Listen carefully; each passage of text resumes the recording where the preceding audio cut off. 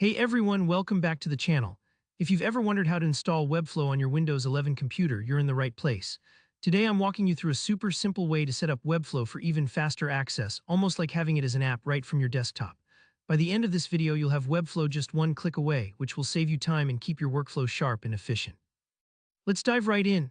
Now, one important thing to know, Webflow itself is actually a cloud-based platform, which means you don't install it on your computer in the traditional sense like you would with Microsoft Word or Photoshop.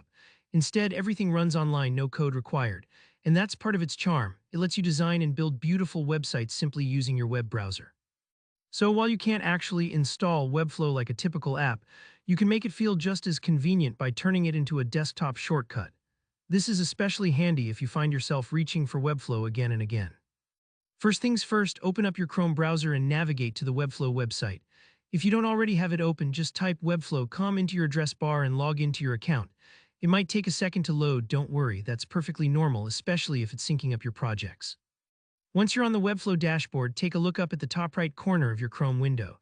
You'll spot three little vertical dots. This is the Chrome menu. Go ahead and click those dots.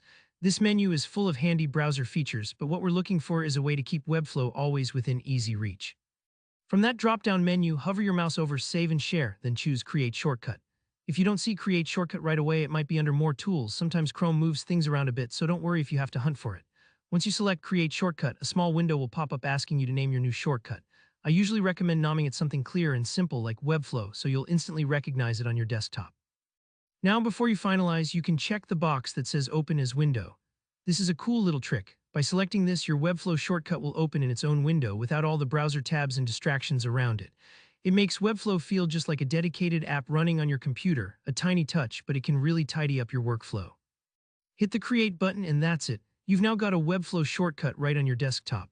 You can double-click it anytime you want to jump straight into your projects. No more hunting through browser tabs or typing in URLs, just focus on your design work.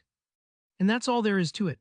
This quick method streamlines your process so you spend less time clicking around and more time getting creative with your sites. If you found this video helpful, please give it a thumbs up. It really lets me know I'm helping you out. If you have any questions or if there's another tool you'd like to see a tutorial for, drop a comment below. I do my best to reply to everyone. And don't forget to subscribe for more straightforward step-by-step tech guides just like this. Thanks for watching, and I'll see you in the next tutorial.